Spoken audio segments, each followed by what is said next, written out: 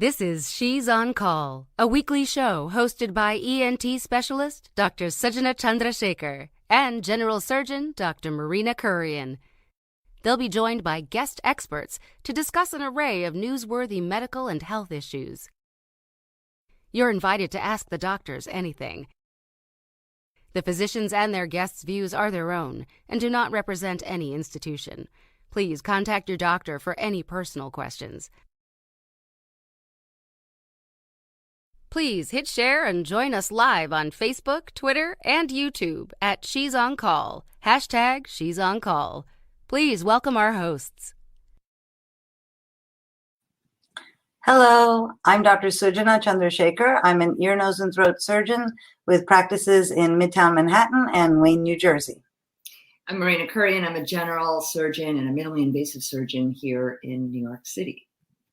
We have an amazing show lined up today, so happy Pride Month, Marina. Thank you, and to everybody out there. I think it's very important to, celebrate every aspect of humanity. So and celebrate each other. So I think it's wonderful. So we have three great guests coming up. We have Dr. Chase Anderson, Dr. Michael O'Brien, and Dr. Reardon Ledgerwood, and they are each child and adolescent psychiatry trainees and pediatric trainee in various parts of this country, and they will be talking to us both about LGBTQ health and about adolescent health, which I think all of these things are really important subjects that we're really interested in knowing about. Right, and we're also going to talk about their adolescent health as well, because we have two pediatric trainees with us as well. This is our almost our 1-year anniversary of starting the show. We took a couple of breaks, but this is show number 46. Yes, yeah. Very exciting. Happy anniversary, Marina. I couldn't think of a better person to have spent this past year with, learning and exploring. Marina and I finally saw each other in person only in the last couple of months after years of not seeing each other, and certainly this past year of only seeing each other on this little screen. We've had 91 guests. We've had 109,771 views, and we've covered just about the breadth of medicine with lots of emphasis on providing accurate and useful information on COVID and other topics. Absolutely. And you guys know that we still have also given you a lot of information on COVID and other aspects of what's happening around the world. And so we're going to do that again this time, because we do have some good news and bad news on the COVID front. In the US, we're doing very well. And in other parts of the world, actually, it's not so good. Yeah, so we, over 50% of eligible people in the United States have received a complete series of vaccinations, whether it's 2 for Moderna and Pfizer or 1 for J&J. The goal is 70% by Independence Day, by July 4th. We're seeing a significant uptick in kids 12 and up who were approved by emergency use authorization.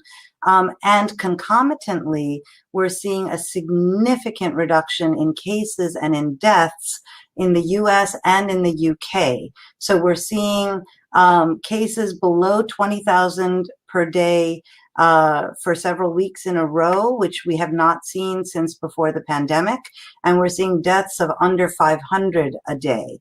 But unfortunately, we all live on this planet, and the rest of the planet is not faring so well. Right. So in India, unfortunately, there are 2.1 million total cases. And this slide just showing you different parts of India and where the peaks are. Delhi's really been hit the worst, but it looks like everybody is still on the rise. There was some hope for a while that we were seeing some decrease in cases in India, but unfortunately, that's not the case. And they are still having problems with lack of oxygen, lack of ventilators, and getting vaccines into arms there. So there are currently 3.6 million active cases and over 230,000 official deaths. So this is really just a tragedy of epic proportions. And it's something that they're expecting also to happen in Africa. Right. It's actually 2.1 crore, which, Oh, right. who knows what is a crore, but that's 10 million. So it's 21 million cases. Yeah, Right. there's lakhs and crores in India, which I have to tell you, every time I go back for summer vacation, I'm like, I don't even know what numbers you guys use because I can't understand. But unfortunately, we're also seeing, as Marina said, we are anticipating a huge third wave in Africa. Less than 1% of sub-Saharan Africa is actually vaccinated. And again, the medical resources are going to be stretched beyond their capabilities. Even in South America, we're seeing an enormous increase in cases. They're anticipating 1 million total deaths from COVID in Brazil by the end of this month, June 2021.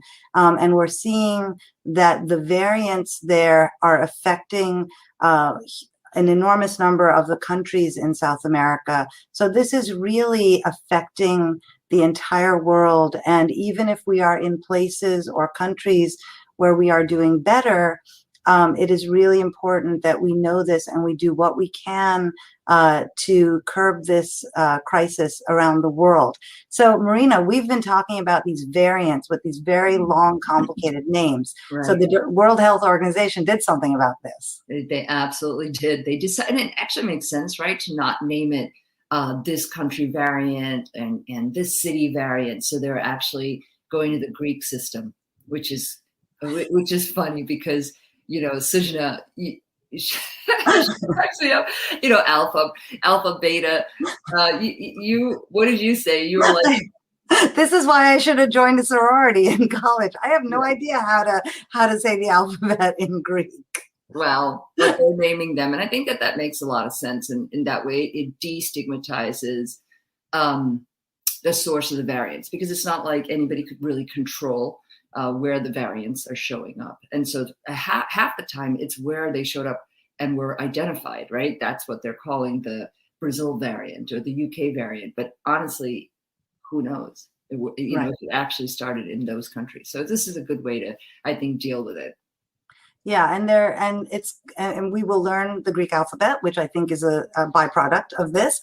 But it really does help us to be able to say, the beta variant, the gamma variant, the delta variant, and the WHO is categorizing it as variants of concern that are really causing aggressive disease, and variants of interest where we're just seeing a variant and we're not sure how it's going to act. So I think this brings it back to a realm of scientific understanding that's very important. Yeah, I agree with you. We are going to get to our show, though, shortly, but we have a corporate sponsor. We want to thank our corporate sponsor, which is ENT and Allergy Associates, LLP. They have over 40 offices in the NYC, Long Island, Westchester, and New Jersey area. They offer same-day access to safe, high-quality ENT and allergy care, and you can go on their website to schedule, which is so easy now, and you can often get a same-day appointment. Thank you, ENT and Allergy Associates, and my entire family goes there. So, well, thank you. And I work there, so thank you very much. I appreciate it. We are live on YouTube and Facebook and Twitter and on Shree's LinkedIn and on Scroll.in. And one of our viewers said 1 crore is 10 million. That is correct. Margaret Ambrosino says, good morning and happy Pride Month. Manav Hirani says happy Pride Month. And now we are ready to introduce our wonderful guest. So welcome aboard Dr. Chase Anderson. He is a child and adolescent psychiatry fellow at UCSF. Dr. Reardon Ledgerwood, they are a senior pediatric resident in Washington, D.C. And Dr. Michael O'Brien, he is an incoming child and adolescent ped psych resident at Tufts Medical Center in Boston, Massachusetts. So welcome aboard, Chase and Michael and Reardon. Hi, thank you for having us. Yeah, we're so happy you're here. It's wonderful. Let us know how you're doing. This was a very strange year to be in medical school or in training. So let's talk to you. Let's start with Chase. How was it this year for you in San Francisco? Yeah, excellent question.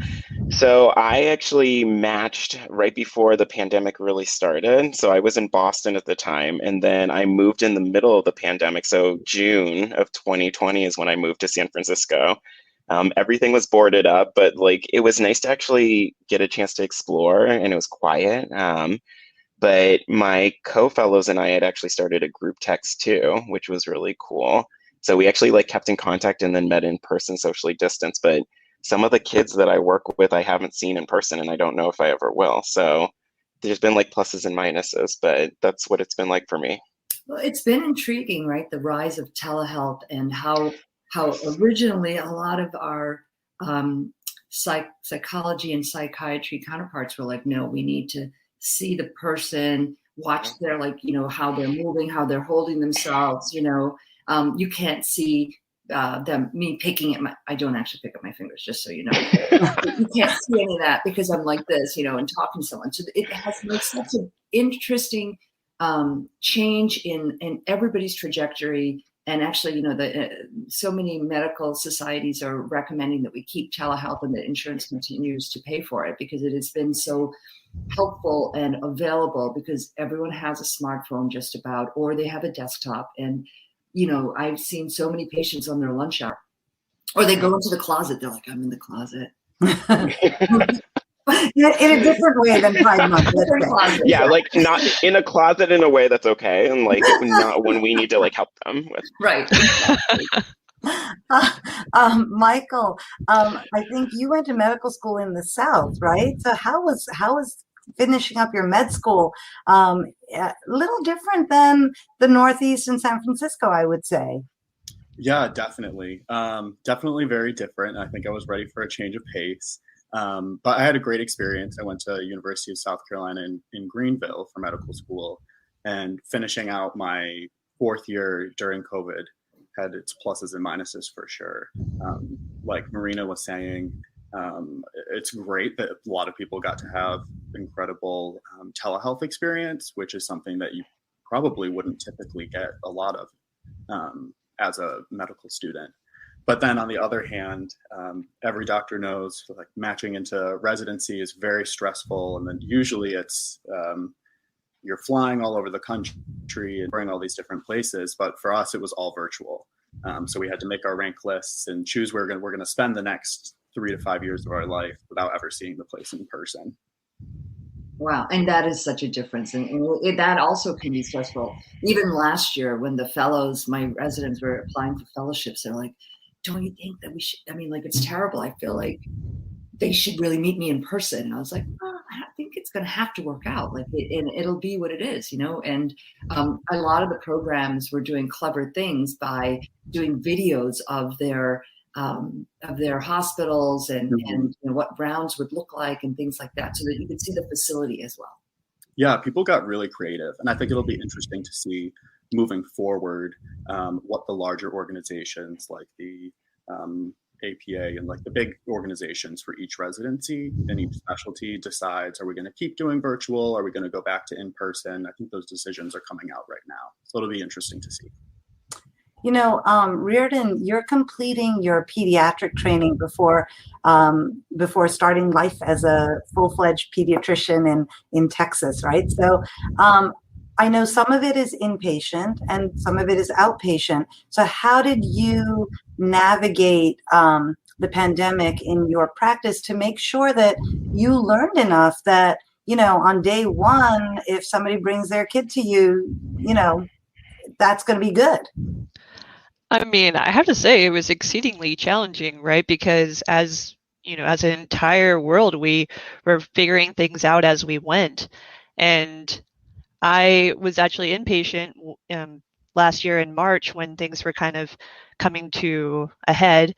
And it seemed like the guidance changed every single day, almost every hour. And so it's like, are we wearing masks? What sort of masks are we wearing? And in what rooms are we treating everyone like they may have COVID, only certain people who may or may not have the symptoms? And so it was it was just like always keeping on my toes. And then parents, of course, are worried about their kids. It's like, well, how is COVID going to affect, going to affect my kid? And we didn't really have that information at the time. And so trying to balance that with what we did know, and sort of as things evolved, we adjusted.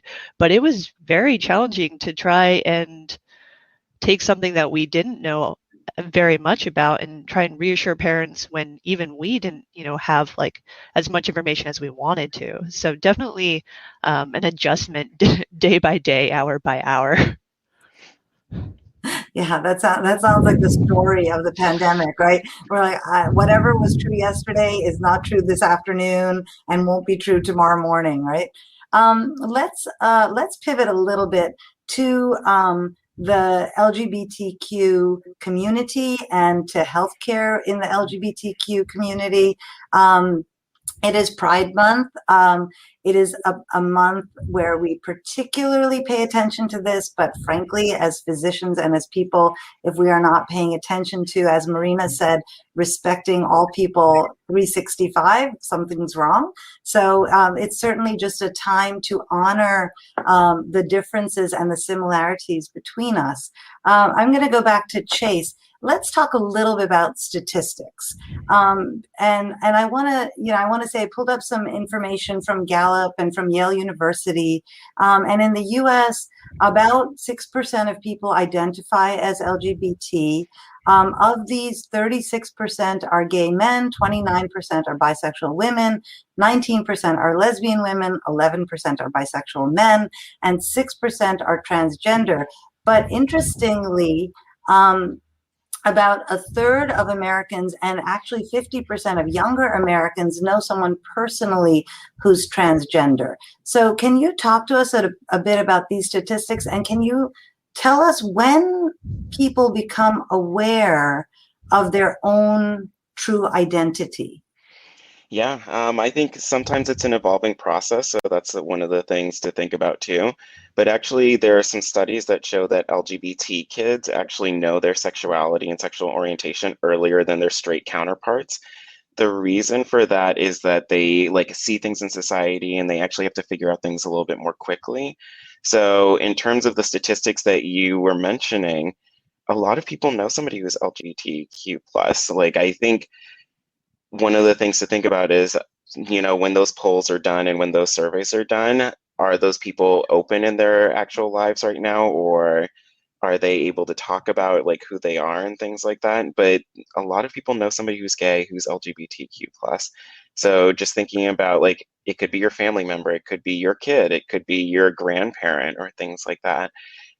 So people very much know who they are, and LGBTQ plus people figure that out earlier. So just thinking about like, how do we provide safe spaces for them to be out when they need to be, and like creating those safe spaces. I hope that answers the question a little bit.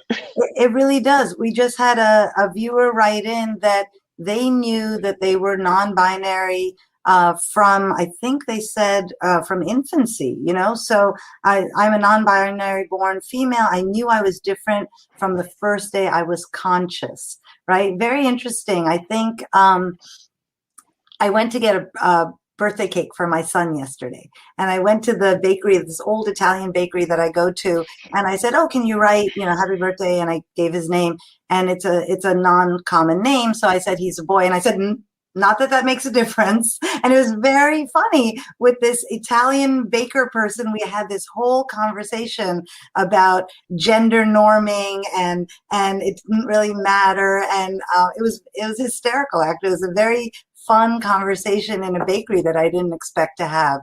But I think we looked at some statistics, and you're right. It seems like it's a very young age, between 10 and 12, yeah, where people are first aware that they are not, I actually hate the word straight, because the opposite of straight is crooked.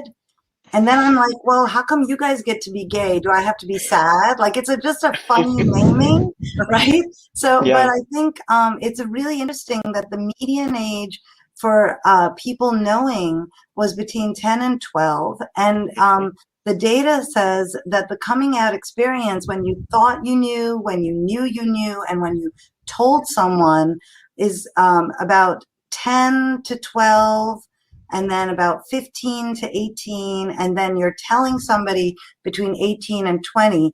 And unfortunately, you're not telling your parents about almost 30-40% of the time, Yeah. which I think is really sad. As Marina and I, came of age in medicine in the 80s and 90s in the AIDS era, and it was so sad then, and I can't believe that's still true now. So maybe, Michael, I'll ask you to speak to that.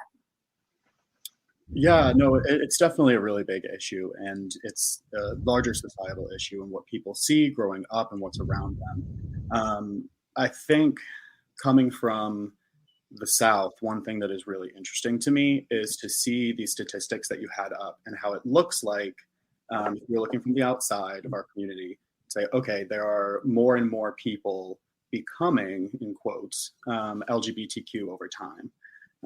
But I think what's really happening is society has slowly become more and more accepting, and people are able to embrace their actual identity, and more people are openly identifying with their own true inner identity. So I don't really think people will talk about LGBTQ becoming a trend. And I think that's just so inaccurate, because I really think it's just, we have this movement of liberation and people are able to be who they are over time, which is why we have so many people in millennial, and then even now, even more in Gen Z, who are coming out. Yeah. How did you have this conversation with your family?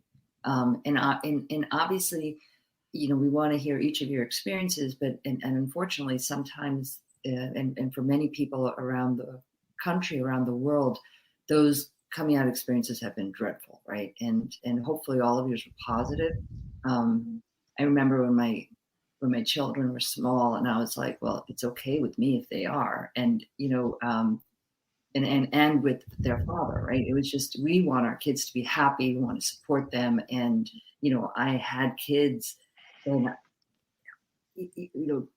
people talk about the I forget what the term is, Suji, when you're like, when it's the it's not self-flattery for having children, right? But I had kids because I thought their dad would be a great dad, and I thought this was the next thing to do. But then once you have those children, you're just constantly like, you're protecting them in the beginning, but then other times just trying to hold them up. And so for me, there was no choice but to support them in whatever, behavior, their pursuits, which is funny because both my kids want to go into medicine. I've been telling them they can't go into medicine. So that's the only time I've been not supportive of your beliefs and pushing you forward. But otherwise, I think that's why we have. So can we, like Chase, perhaps talk a little bit about how your experience was with it, and what you've done with perhaps even kids that you've been talking to about how to approach it? Yeah, so my coming out experience was not the greatest in some ways. Some issues at home, but it took time and conversations, and like now everything's fine. So sometimes it takes time. And I think the other thing is that at school, I went to like private Catholic schools, and I was a Black gay male. So that came with some nuances and some discrimination that happened. But I've been very fortunate in a lot of ways to get where I am and to have the privileges that I have. So that shielded me from some things. And then I got to college at MIT, and that was life-changing. The friends there saved my life, and I talk about it a little bit on Twitter and things like that, but those friends really showed me that I could be who I wanted to be. So that's why I'm here today with like dyed hair and the way it is and things like that. I think what I've seen too as time has gone on is that people, like Michael was saying really eloquently, is that people have become more accepting and more open. So when I work with kids now, some of them come to like me in psychiatry and they're already out. But then I have other kids who are like, hey, like you're a gay doctor, so like can we talk about parts of my identity and things like that? And so just seeing me there helps them come out. And then we have discussions with their parents. We talk about like, where are you in your journey? Do you want to share with your parents? How have they been in the past?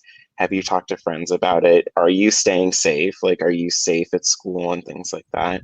So providing that safe space for them psychiatrically has been really a gift, of being a child psychiatrist.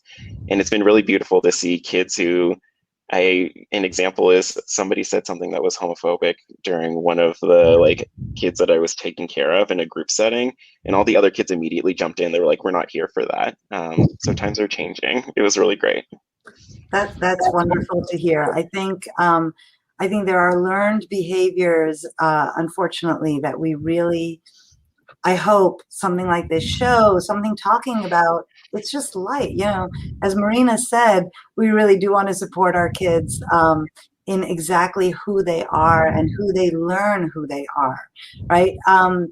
We hear a lot about the bullying. We hear a lot about depression and anxiety in all adolescents, but certainly as well, and more so in the LGBTQ community.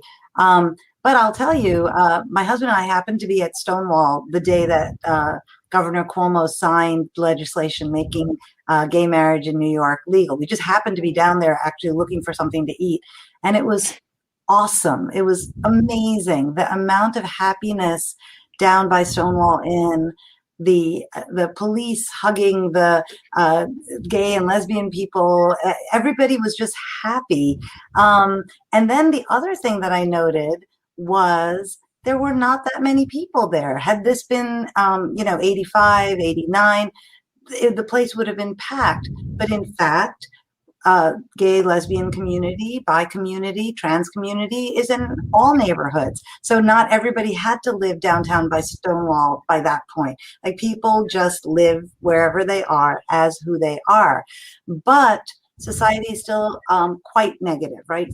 As you said, Chase, 92% of LGBT youth say that they hear negative comments about being LGBT, and they could be like schoolyard taunts, things that are so unpleasant.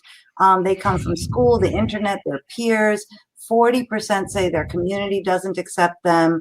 There is still a lot to overcome. There's a term, Reardon, called gender dysphoria. Can you explain what that term is? And then I loved your recent tweet about gender euphoria. Yeah, so essentially what gender dysphoria sort of means is basically in terms of the sex and the hormones that you were born with, something just doesn't quite feel right. And your internal sense of self is different than the sex that you were assigned to at birth and different than the hormones that you ended up with on some level. And it doesn't necessarily mean like, oh, your sex assigned at birth was female, then you want to be male. Sometimes it means that, but gender is very much a spectrum, and so you can have all sorts of different internal sense of self in terms of where you see yourself as that gender. But if that gender is kind of incongruent or kind of goes against what you were essentially labeled as at birth or the hormones that you're born with, then that's kind of what we call as gender dysphoria.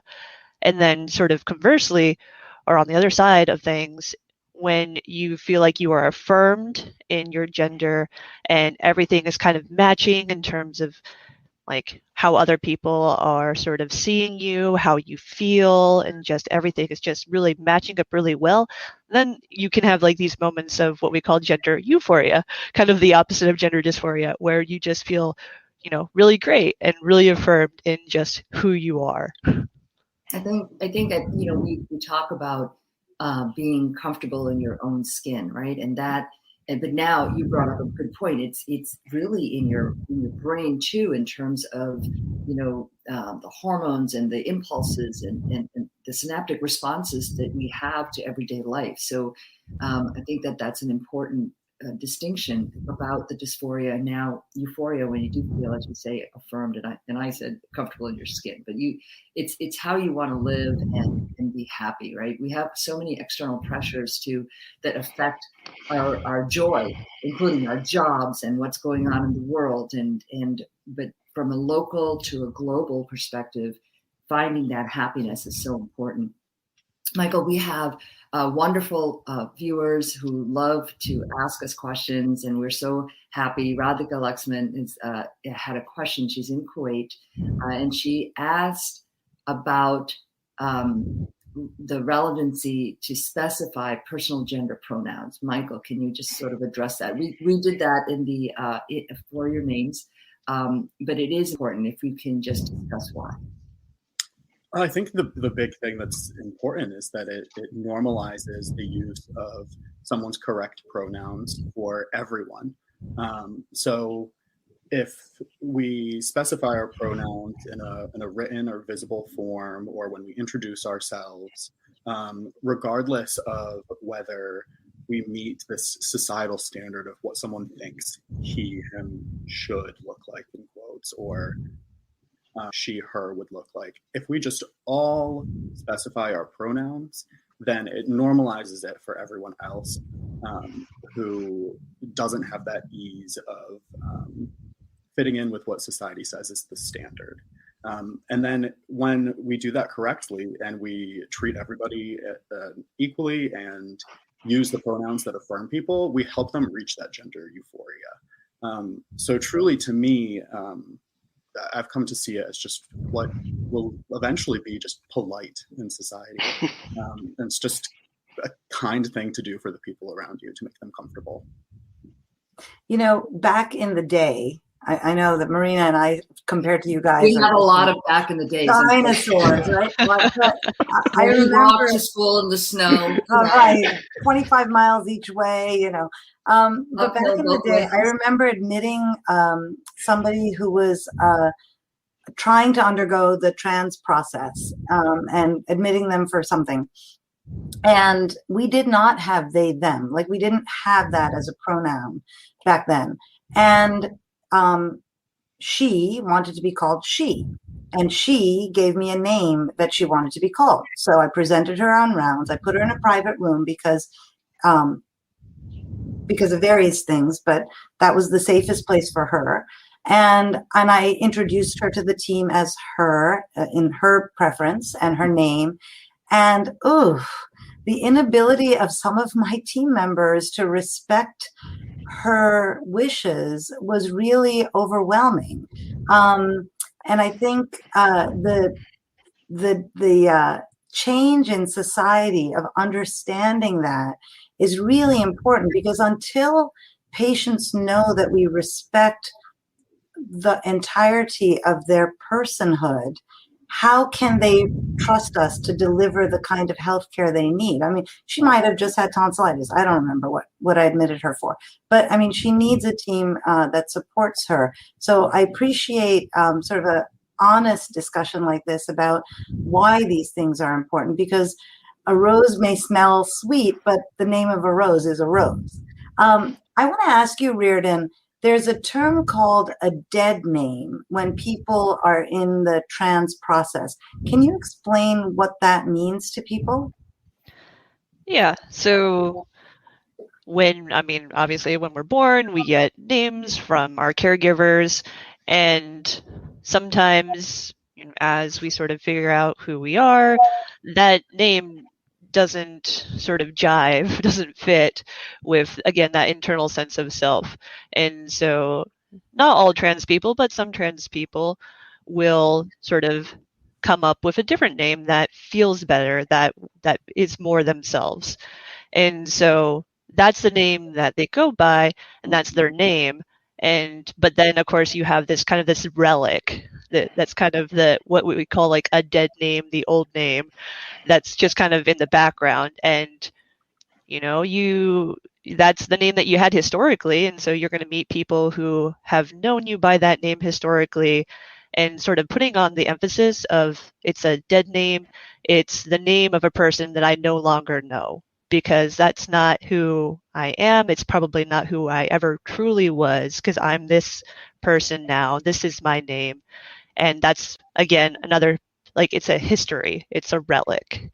And so, like, putting the emphasis on it being a dead name sort of just separates out those identities of, like, the past, the relic, to who that person is today. It's what's interesting is that people do change their names, right? And it is harder for when it has to do with transgender or becoming who you are, that it's harder for people to let go of their names. And other times, like I as you said, that about a third, was it, such enough people know someone. I do know someone who's going through the process as transgender. Actually know many people, but it's hard when you've known someone for their entire life as one name. So every once in a while, I would slip them, I'm sorry, and give the actual name, because it's a hard thing. It's not because I'm against it. It's just, it is like a habit, but it's a good way to say that, that is not who I am now. We have, Suj and I have so many questions for you guys, and one of them has to do with what's happening with adolescents during COVID right now. We'll kind of shift gears a little bit to that. And the rates of anxiety, depression, and suicide are so high amongst adolescents. And this is very similar from what we're seeing in the US and the UK. And so, Chase, can you talk to us a little bit about what's happening? And it has a lot to do with the isolation and homeschooling and perhaps even telehealth, although I do think telehealth has been helpful here. Yeah. So what we've been seeing is, like you were talking about, increasing rates of anxiety and depression and things like that. And what we're also seeing, not only in kids, but in adults, is new onset psych issues. So like some people who have never experienced depression before developing it for the first time, developing anxiety.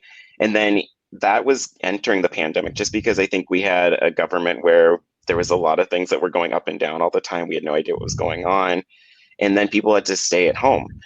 What we need to think about too when somebody has to stay at home is, like, how is their home environment? Is it safe for them? Some people who were kids had to be home with people who were abusive and things like that. The other thing that happened is a lot of LGBTQ plus people had to maybe go back in the closet, or they were at home where they weren't as safe, so they kind of lost their community. So that actually, just thinking about how that plays out, where you come out and your friends at school are all accepting, and then you're immediately stuck back at home, and your parents might not be as accepting, your family members who are like your extra family members might not be as accepting. So is that even a safe place for you to be during a pandemic?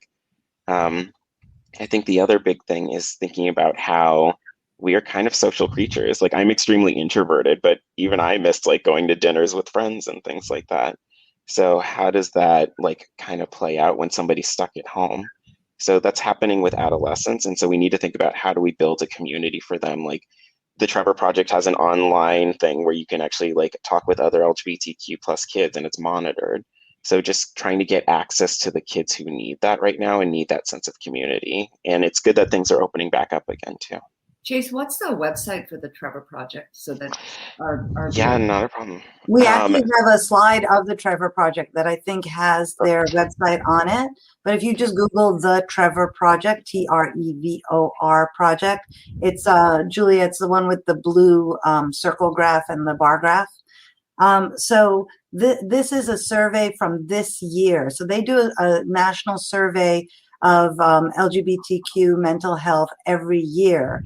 And the 2021 survey was really quite shocking. 42% of LGBTQ youth seriously considered attempting suicide, and this was over 50% in transgender and non-binary youth.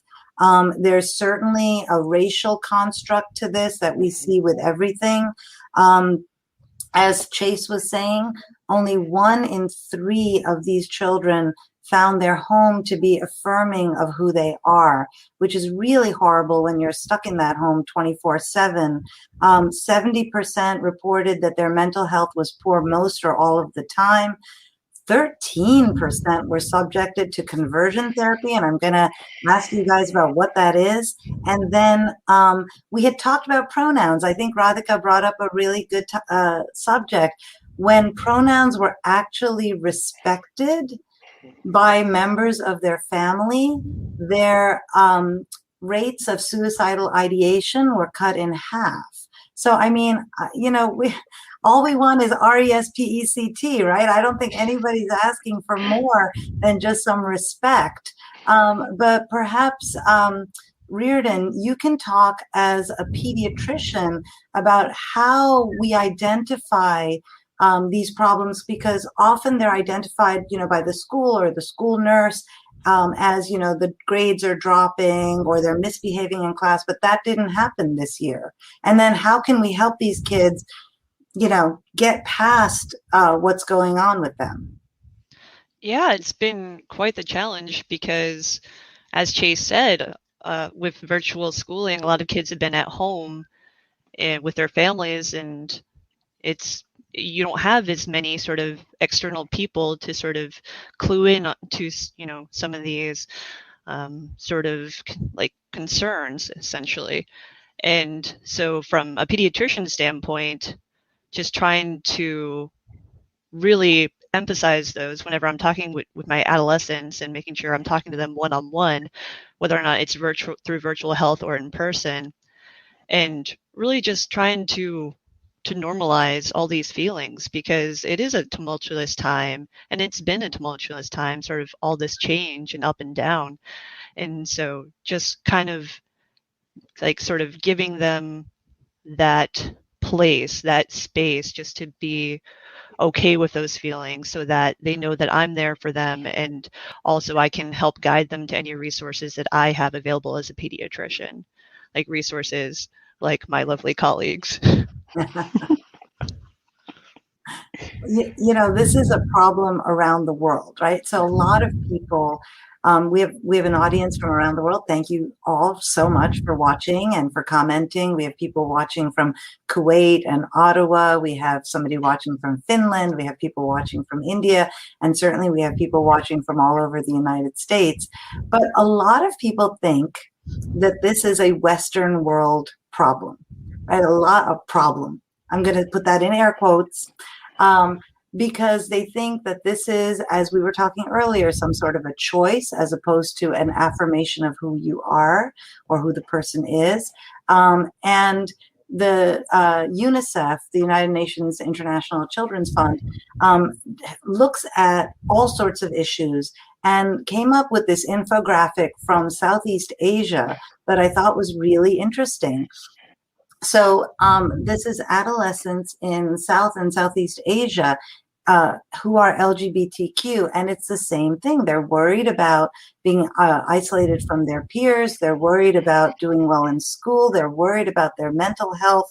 So this is really not a problem or an issue or a concern that is in only one part of the world. This is an issue that we need to come to grips with as societies, so that in fact we can support everyone. And I wonder, Michael, if you have some thoughts about this. Yeah, absolutely. I mean, the first thing that came to mind for me was just that being LGBTQ, or just to put it under an umbrella to say queerness, queerness itself, it spans all of humanity. It has nothing to do with any singular culture.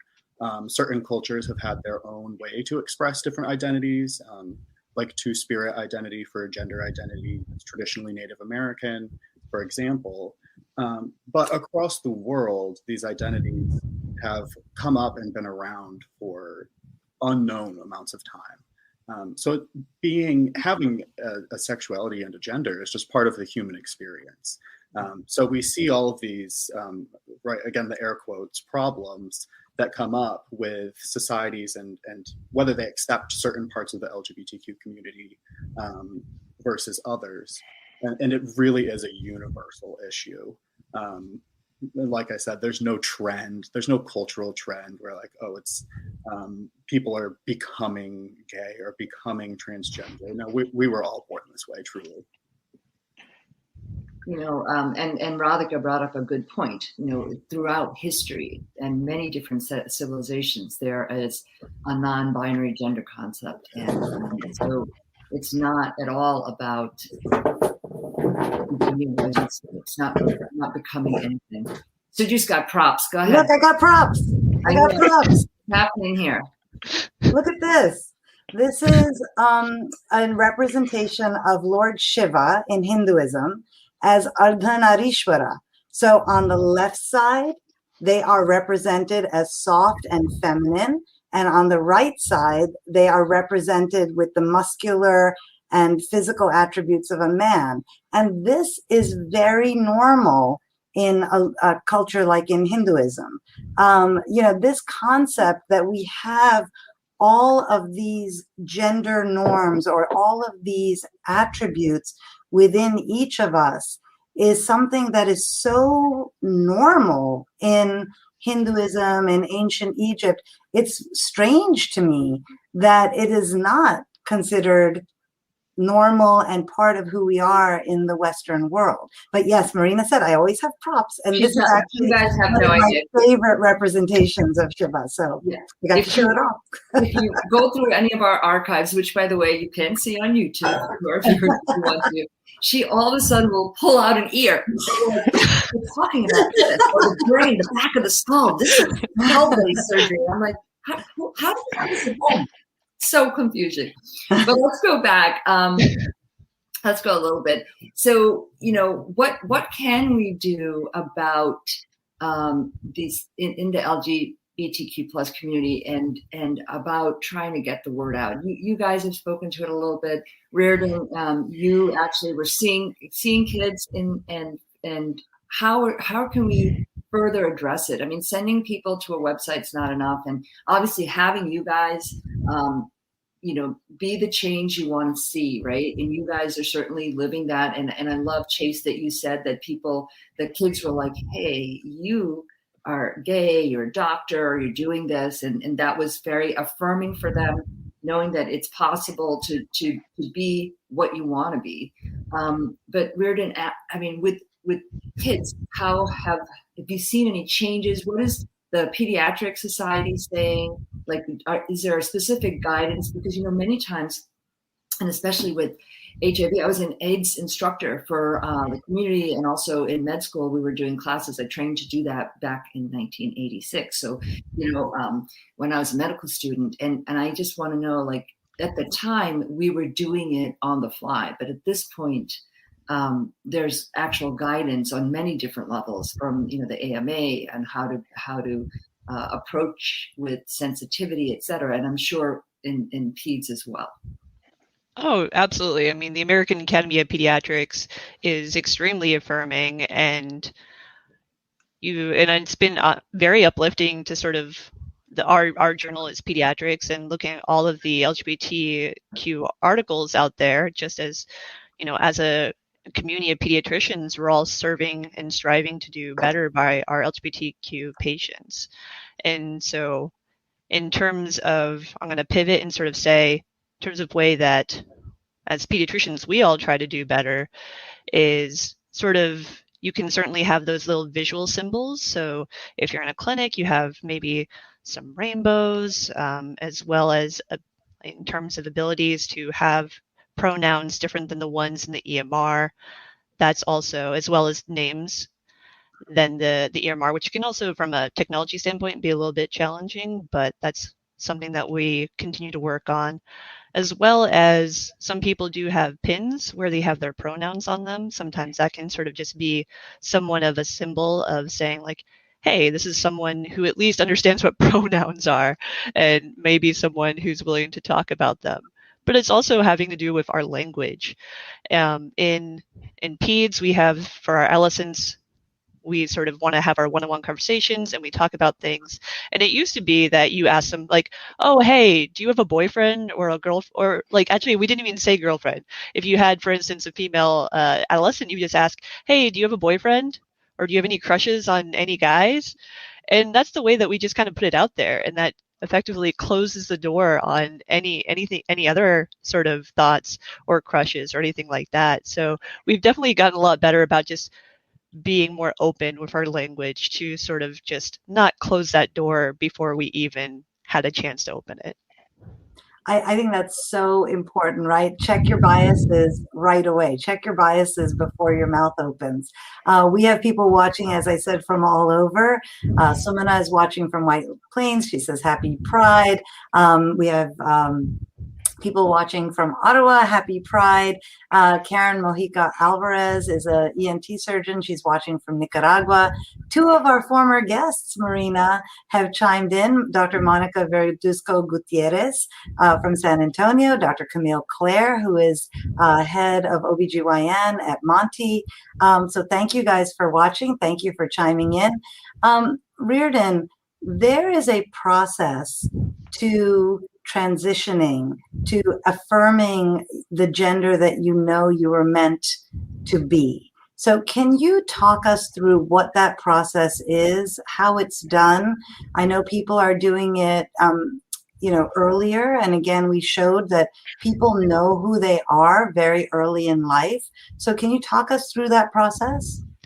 Yeah, sure. I can talk sort of globally or broadly, because honestly, for every trans person, every non-binary person, transition is going to look like very different things. Not everyone's going to want, the whole kit and caboodle.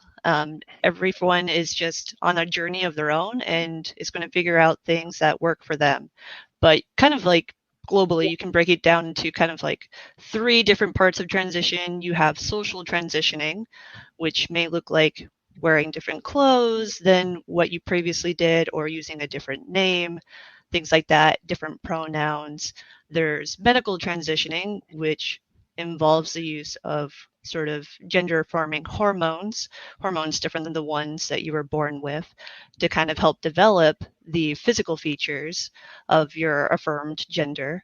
And then there's surgical transitions as well, again, to have surgeries that may also help alleviate some of the physical features of, again, the sex that you were born with and the features that you were born with. And so some people do all 3, some people do 2, some people do 1, and it just depends on the person, whatever helps them feel affirmed in their gender. So really, it's no set path for all people. Just, it's not a single line, I should say. It's just kind of a little map of stars, and you can go on your journey however it works for that person. That's the beauty of it, right? It is a journey, and we saw a statistic that said that 75% of trans people do not actually go forward with surgery. Just having the hormones are enough to help with that gender dysphoria. So, as you were saying, Reardon, that journey can be, just varying. It's not always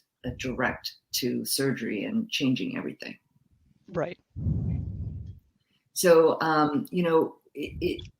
there are other things that we talk about, like there's a study that McKinsey looked at, and that it's how hard it is to come out when you're young, like at your workplace, or if you're a woman coming out. And they said that 50% of LGBTQ people reported that they had to keep coming out at work at least once a week, which is really exhausting, right? So what is some of the advice that you can give to people who are in the audience and listening to us, or people that they know?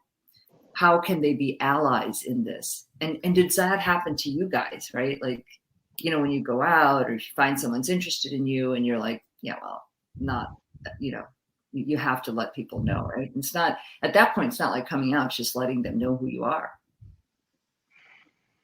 So maybe Michael, what do you think about that?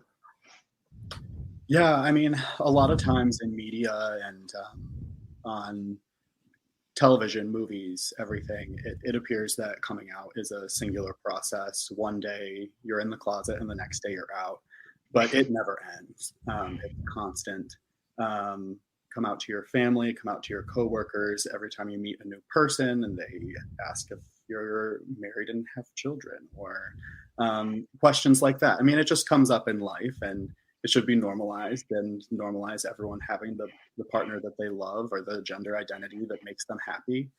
But unfortunately, that's just not how it is, and not how we're seen as being separate from the standard often.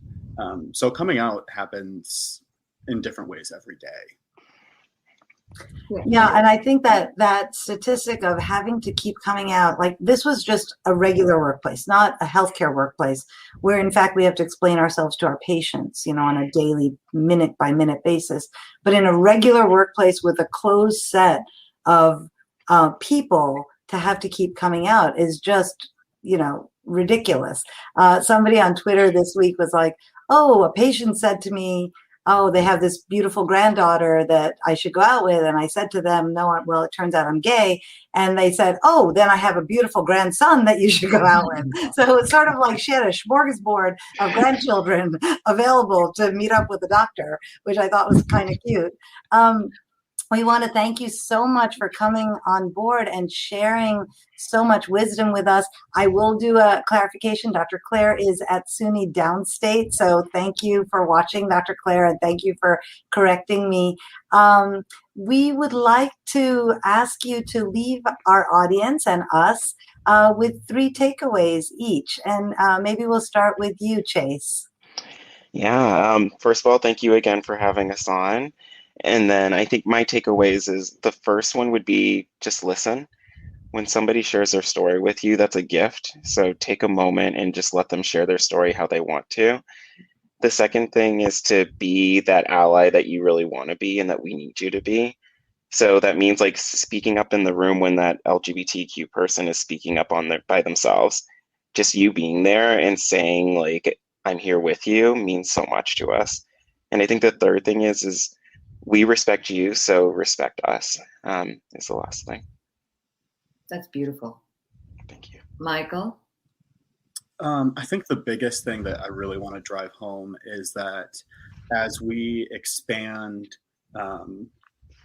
the number of identities that we're aware of in the LGBTQ community and you learn more about each one, it's not that a new identity has been created. It's just a word has been made that describes people who have always existed for years and years and years. So when you're learning about new people, meeting new people, just have that in the back of your mind. No one ever has the full breadth of knowledge of LGBTQ because we're always expanding and always becoming more inclusive.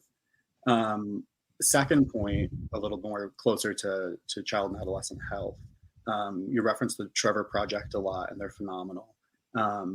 Having even one adult in a child's life who is affirming of their gender or sexual identity decreases the risk of suicidality by 40%.